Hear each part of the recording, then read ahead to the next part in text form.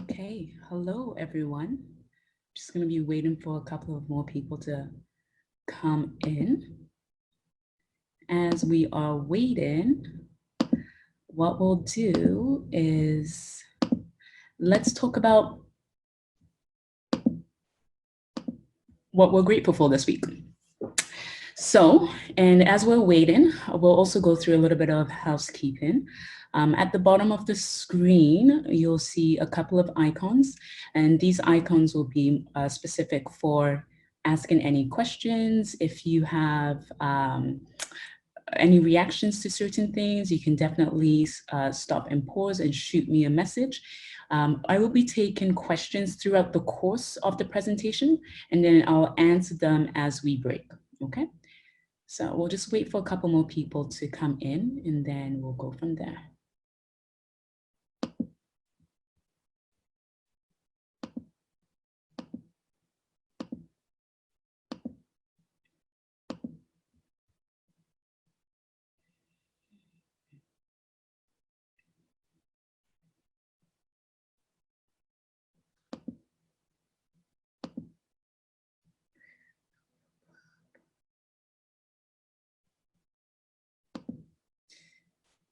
Okay.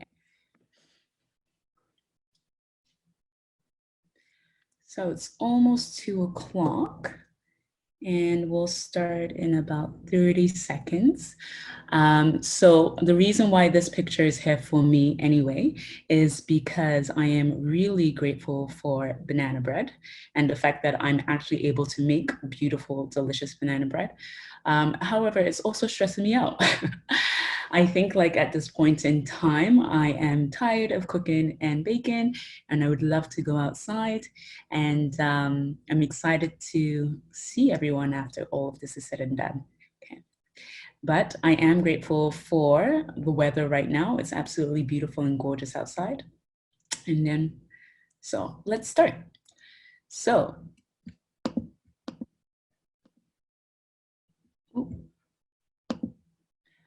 okay. So good afternoon. My name is Joanne Oposidolo. I am a physiotherapist at the Sports Medicine Clinic at the Toronto Athletic Club. And today we're going to be talking about stress and diaphragmatic breathing. So I do have a specialty in pelvic health, and I also do a lot of medical acupuncture. And I want to focus on core and breathing in order to improve mobility and performance. So our mission today is to educate and empower. And for that to happen, we really want to be able to find the most efficient, effective way to reduce stress in order to build a stronger and more resilient self. Okay. Today, we're going to be talking about stress and the diaphragmatic floor and the diaphragmatic system, and we'll be breaking it up into 4 parts.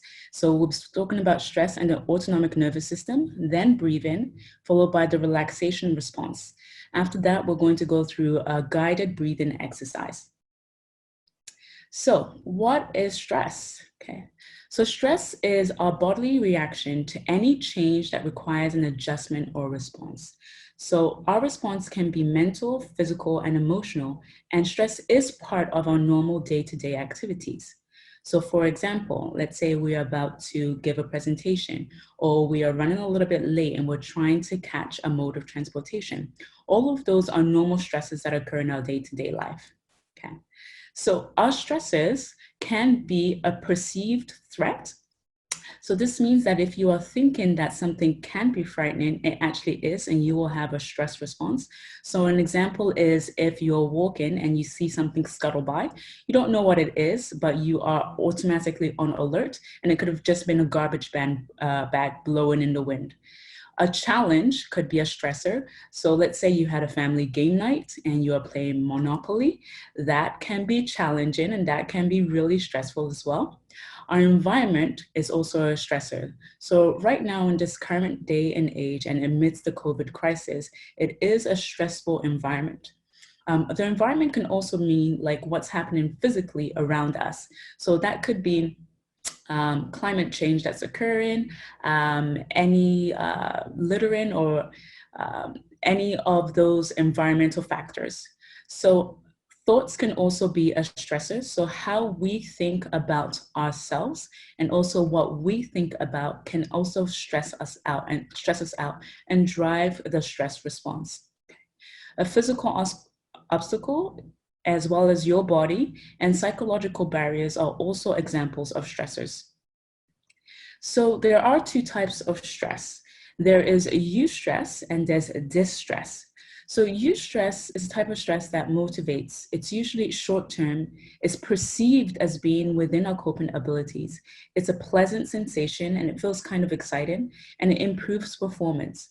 So an example of this is if you've just had a new baby, or if you've just gotten a promotion and you're coming into a new job, or you're about to give a presentation which you're really excited to share. Okay. In alternative to that, we have distress. So distress is a type of stressor that causes anxiety or concern. It's short or long term. It's perceived as being outside of our coping abilities. It feels rather unpleasant and it does decrease our performance. Okay. So our way of handling stress is through our autonomic nervous system. Our autonomic nervous system acts unconsciously in order to regulate our bodily functions. So it controls the smooth muscles of organs that are important for our heart rate, our digestion, our respiratory rate, our eye reflexes, our urination, and our sexual arousal. So our autonomic nervous system can be branched out into three distinct parts. Our sympathetic nervous system, which is our fight or flight, our enteric nervous system, which is our gut brain, and our parasympathetic nervous system, which is our rest and digest. So our autonomic nervous system is actually there in order to regulate the fight or flight response. So we always experience stress. So it's our way of balancing out with our parasympathetic nervous system in order to continue to move forward.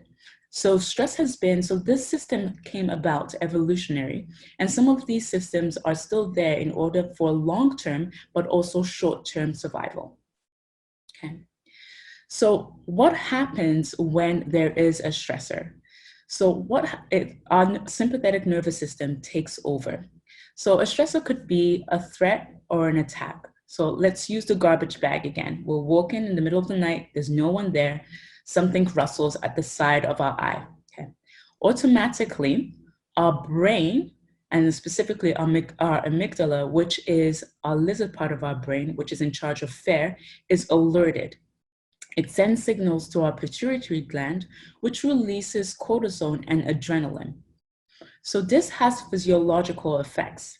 So this means that our heart rate increases, our digestion slows or even stops down, our respiratory rate increases, we begin to have tunnel vision and dilated pupils, and our sexual arousal is limited or completely inhibited. So in the case of the garbage bag at the side of our eye, we may freeze, turn, or even start to run. We may start to breathe rather deeply. We may start to breathe quite shallowly. Our heart rate increases significantly, and then we kind of zone in to a specific thing in order to try and escape that specific threat. Okay. The short-term effects of stress can be beneficial, and it's there in order to drive the majority of our blood volume towards our large muscles in order to flee. So it decreases the blood going towards organs that may not be essential at that point in time. However, with a long-term effect and exposure to stress, we may experience certain things as weight gain or loss, muscle tension and inflammation, problems sleeping, fatigue, digestive issues and poor bowel movements, sexual difficulties, a decreased recovery and regeneration, and a compromised immune system. Okay, so how does stress affect our breathing? Okay, so before we talk about stress and breathing, what is breathing? Okay, breathing can be broken down into three distinct parts. There's a biomechanical function, which is our respiratory muscles and our joints. It's a physical act of getting air into our lungs. There's the biochemical portion, which is the gas exchange that occurs for carbon dioxide to oxygen. And there's also a psychophysiological aspect to it. So this is our autonomic nervous system response. And it's also our emotions and our sense of control and how we feel about certain things at the here and now. Okay. So the prime mover of our breathing system is our diaphragm. It has two important functions, but the most important function is it's the primary movement muscle for breathing. So our diaphragm is a thin skeletal muscle that is shaped like a dome. It separates our thoracic cavity from our abdominal cavity, and it is important for breathing. Okay. It also has another function of expelling waste and posture and stability. So along with the multifidi right over here, your transverse abdominals and the muscles in your pelvic floor, your diaphragm composes your core or your inner unit. So this helps you for posture and stability, and it helps for you to remain stable as the rest of your limbs move in space. Okay. So when we breathe, what happens is that our diaphragm contracts downwards. Okay. At the same time, the muscles in between our ribs contract and elevate the ribs outwards, expanding our chest. This causes air to rush into our lungs, allowing for gas exchange to occur. When we breathe out, our diaphragm relaxes upwards. At the same time, the muscles in between our ribs relax and our ribs come downwards. This creates a negative pressure, rushing the air out of the lungs and out into the system.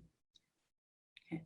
So this is a gorgeous example of how the diaphragm is working in concert with the ribs in order to allow air within our system and in order to allow for relaxation and air out of our system. So we can see that as the diaphragm contracts, it actually moves down, and as it relaxes, it moves up.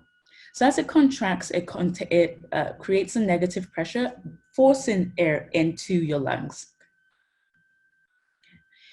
So let's talk about the diaphragm and the pelvic floor. So as a pelvic floor therapist, I will always talk about the pelvic floor. It is part of our core and it is so essential. So there is a really intimate relationship within your diaphragm and your pelvic floor. As your diaphragm contracts downwards, your pelvic floor relaxes. And as your diaphragm relaxes upwards, your pelvic floor contracts. So when your diaphragm contracts downwards, it pushes the visceral, the guts, and mobilizes some of those intestines, but it also puts pressure on your pelvic floor muscles, so which cause it to relax downwards in order to accommodate for the increase in intra-abdominal pressure. When you breathe out, that's when the diaphragm relaxes and your pelvic floor contracts back up. Okay. So what happens to our breathing when we experience stress? An example of stress is us working from home. So right now, we may be working from home or we may be just at home, but we're spending extended periods of time in a specific space. So biomechanically, we may start to hyperventilate or use shallow, small breaths, and we do this unconsciously. Biomechanically, we're in a prolonged non-optimal posture. And psychophysiologically, working from home is outside of our control, and it decreases our ability to rest and digest in a proper way. Okay. So let's talk a little bit about posture. Okay. So this person right here, even looking at her makes my head and my chin hurt so much. Okay. Our posture is so important because if we are sitting in awkward positions, we do not have the necessary posture in order for our muscles to be in this optimal position to work efficiently. So it also causes us to overuse or lengthen certain muscles, putting stress on parts that do not need to be stressed. So for example, with her, she's experiencing stress within her shoulder and her neck, and within her shoulder, which can also radiate down into your elbows and within your wrist. Okay. So let's talk a little bit more about breathing and stress. So when we do experience stress, we may get to experience chest breathing. So this is when we use our accessory muscles, such as our neck, our shoulders, and our chest in order to breathe. So our breathing patterns may become more shallow. We may have shorter breaths, and we may even hold our breath. And we may do this unconsciously and without any awareness whatsoever, okay? This actually causes a little bit of hyperventilation. So this means that your breathing in is significantly more than you breathing out. So this increases the amount of oxygen in your body, leading to dizziness, blurry vision, lightheadedness, and anxiety. So this increases the stress response, causing there to be a very vicious cycle occurring. So stress can cause breathing dysfunctions, but breathing dysfunctions can also cause stress. Okay. So with breathing dysfunctions, it is commonly associated with specific disorders such as shoulder pain, rotator cuff dysfunction, low back pain, neck pain, pain within your jaw, as well as pelvic health dysfunctions such as pelvic girdle pain, or even leaking urine, also known as incontinence. Okay. With breathing dysfunction, it is common but not normal, and it's present in about 60% of the active, healthy adult population. The breathing dysfunctions can contribute to movement dysfunctions, decreased pain thresholds, as well as impaired motor control and balance. So this means that you are decreasing productivity, performance, and also your quality of life. Okay. So how can we reduce our stress and increase our breathing performance? Okay. And we can do this by the relaxation response.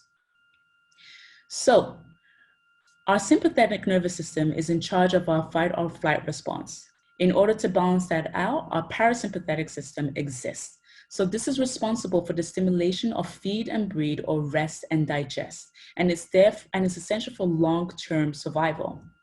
Within our parasympathetic nervous system, an important nerve to take note of is our vagus nerve. Okay.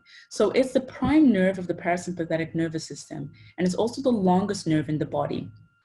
It supplies motor nerves to parasympathetic nervous system organs, such as your intestines, your heart, and your lungs. So it initiates the relaxation response by releasing hormones and neurotransmitters for feed and breathe and rest and digest. It's also, as we mentioned before, it's also really connected to the respiratory system, and it decreases our breathing rate. When our vagus nerve is stimulated, it slows down our pulse and thereby ushers us into a state of rest and digest. An important thing to note as well is that our vagus nerve also communicates with our gut brain. So in this way, this strong, powerful nerve can really decrease the fight or flight response, leading us to a state of rest and digest. Okay. So how can we stimulate or go into a relaxation response? First of all, what we want to do is acknowledge that stress exists. Okay. So sometimes we need to understand that there are certain things within our control and there are some things that are outside of our control.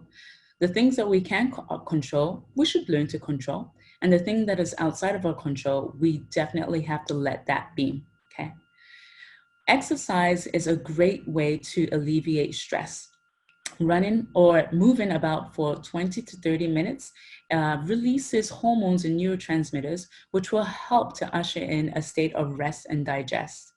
Yoga and Tai Chi is also really great for stress reduction. The slow moving pattern, in addition to breathing deeply, allows our body to know that we are not in a state of panic. So this releases specific hormones in order to decrease that stress response.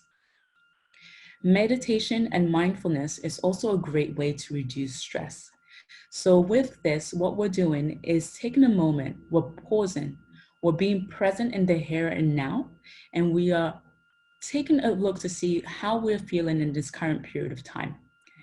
Once we are able to pause and be present, it alerts our brain that we are not going anywhere physically. it allows us to increase the ability to be able to go into a state of calm. We also want to think about guided imagery as a way for stress reduction. So with guided imagery, you're thinking of a specific place or a specific situation or a specific scenario that is pleasant and is personal to you. So this will help you to calm down significantly and ushering you into that calm state. Body scans are also a great way to reduce our stress. So it pairs it along with breathing. And in order to do a body scan, you're breathing, but you're also thinking about a specific body part. So as you pay attention to that body part and become more aware of that body part, your mind is allowing you to know that you are not hurrying anywhere and you're able to go into that relaxation response. Social connections is also great in order to reduce our stress. So right now it's hard to see people, but we can definitely connect socially with virtual dates or even doing something really kind and lovely to our neighbors. So this is also known as the care and befriend or tandem befriend. And what happens is that it releases oxytocin, which is a hormone used for bonding. So this hormone is really important for mothers who have just given birth. And it helps your body understand that you're in a safe place or environment. And it allows you to be able to get into that relaxed, calm state. Okay. Another thing that would help to reduce our stress is to pay attention to our sleep hygiene. So when we are stressed, a lot of our systems fluctuate, and one of the systems that fluctuates and throws off completely is our sleep cycle. So getting back into a good sleep habit or a good sleep pattern actually allows your brain and your body to get into that rest and digest response. However, we kind of skipped over the most effective way in order to get into a rest and digest response, and that is diaphragmatic breathing. So the most effective way to stimulate our vagus nerve, which is important to usher us into the rest and digest state, is any type of slow, deep, diaphragmatic breathing is going to stimulate our vagus nerve. So this will activate our parasympathetic nervous system, ushering us into a state of rest and calm. Okay. So what is diaphragmatic breathing? A lot of people have been talking about it often, but we may not know what it is specifically. It's not merely belly breathing. It is breathing in a 360-degree fashion. So we went over the anatomy of the diaphragm. We know that it is a skeletal dome that separates the thoracic cavity from the abdominal cavity. It wraps around your entire thorax. So when we breathe in, we want to think about breathing in a 360-degree format. Diaphragmatic breathing is a natural optimal breathing pattern of newborn babies and sleeping adults. And it's the most effective and efficient way to stimulate our vagus nerve. So it stops the fight and flight response. In addition to breathing in a 360 way, we also want to make sure that we are exhaling slowly. So when we're taking a breath in, we want to be able to hold that there and then breathe out, nice and slow. Okay. So right now, let's take a moment. Let's pause. Let's see how we're breathing. So as you're sitting there, is your jaw clenched? Are your fists clenched? Are you breathing through your chest? Is your tongue resting at the tip of your teeth, at the front of your teeth? Are you breathing in more than you're breathing out? Are you breathing through your nose? So we want to really pay attention to these things because it will definitely let us know whether or not we're breathing as optimally as we ought to. So let's go through some breathing tips. So we want to breathe deeply. And we talked about this before. We want to use our diaphragm and not our accessory muscles, such as our neck and our chest, to breathe.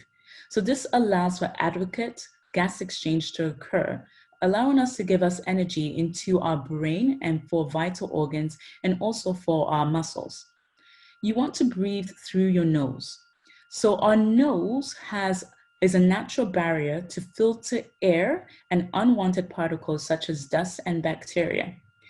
Our nose also warms and moistens the air before it reaches our lungs, which decreases the amount of work our lungs has to do. Okay.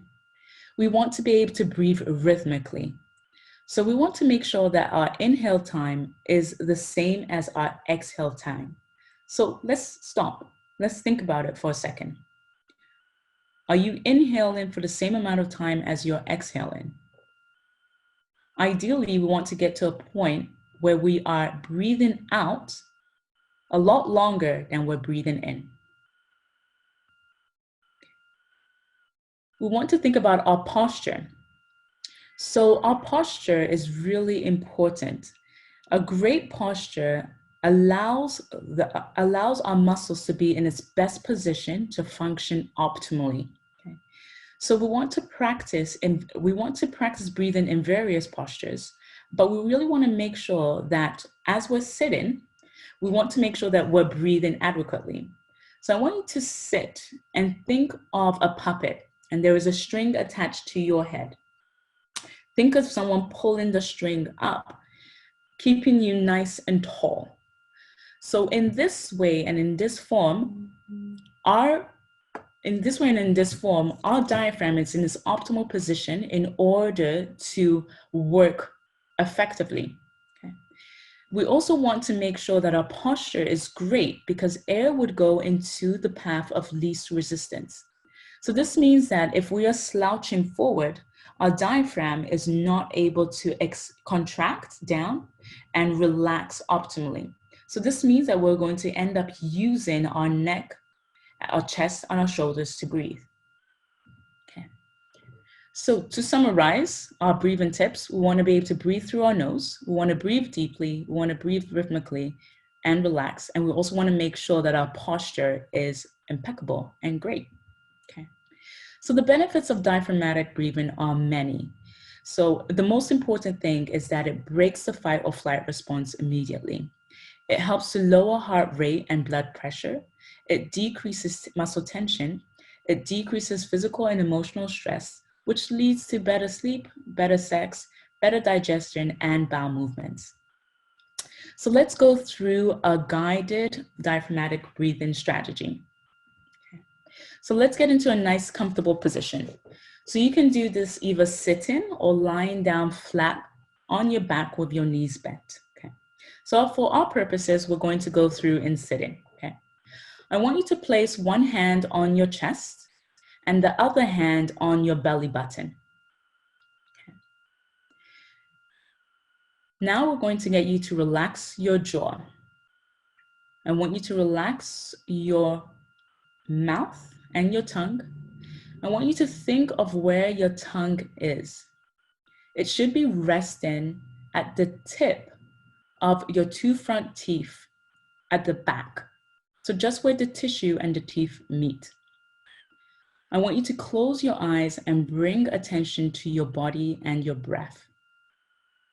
Now let's inhale deeply through your nose. When you inhale in, the hand on your abdomen should move first before the hand on your chest. Really want to make sure that you're not compensating. Make sure that you're sitting nice and tall. Make sure you're not using your neck. And let's take a nice breath in again. And let's exhale by relaxing. So we want to focus on shifting our breath to our abdomen as opposed to through our chest.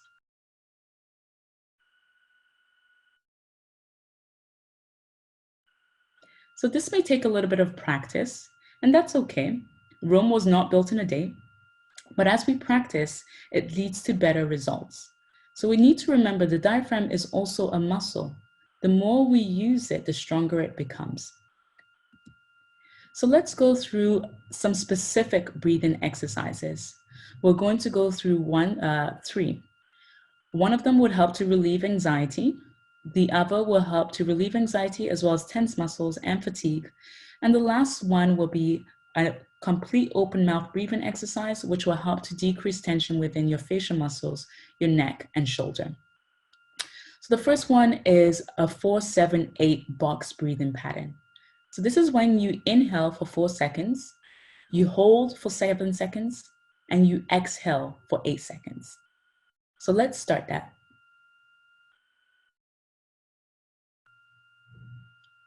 And hold for 7.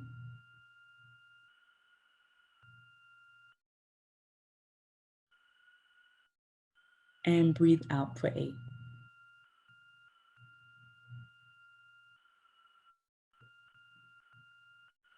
Awesome. The next exercise that we're going to do is the S sound. So this is when you take a nice breath in through your nose. And when you breathe out, you are going to purse your lips and create an S sound like so.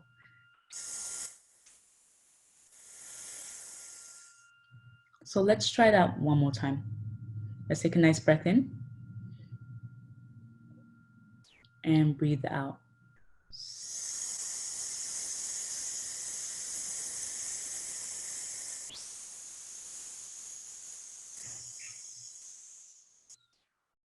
So we want the S to be as long and as loud as possible. Let's try that one more time. Try and see if you can beat me.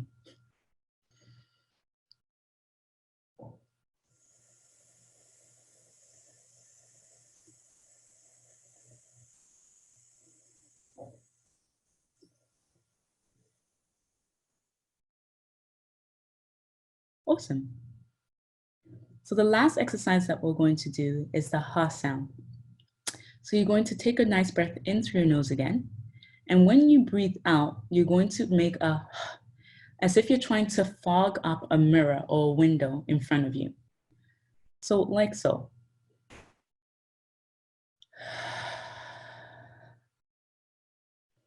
Let's do that one more time.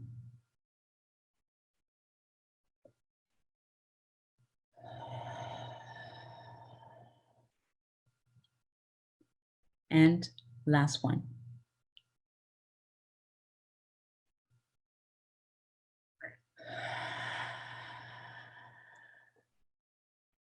Awesome.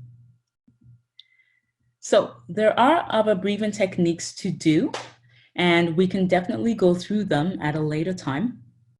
And we really want to make sure that as we're breathing, we're also making sure that we're learning to breathe in different positions. So you want to breathe lying down, breathe sitting up, breathe standing, and also strengthen those exercises with breathing with mobility or with motion.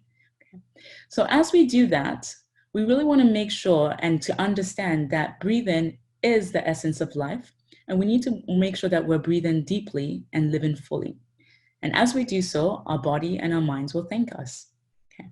So thank you so much for coming to this presentation. If you have any questions regarding diaphragmatic breathing or any physical restrictions that may prevent you from breathing optimally, feel free to contact us at Toronto Athletic Club with the contact details below. Thank you. So at this point in time, I'm not sure if anyone has any questions. Okay. Does anyone need any clarification for anything? Okay. Can we get this repeated? Yes, we can. I believe it's going to be available to members as a webinar series. Yeah.